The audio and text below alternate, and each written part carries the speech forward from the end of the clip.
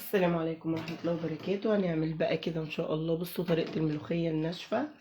الملوخية دي طبعا انا عملتها كده بمصفى، خليتها ناعمة كده ما فيهاش اي اللي هي العروق دي. تمام.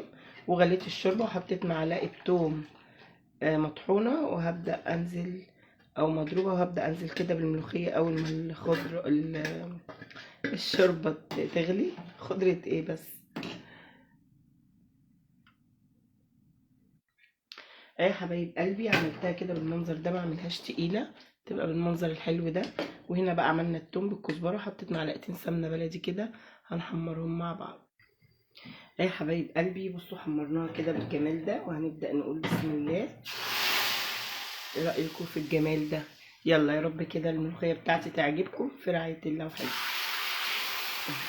احلى ملوخيه ناشفه تاكلوها من ام امنيه.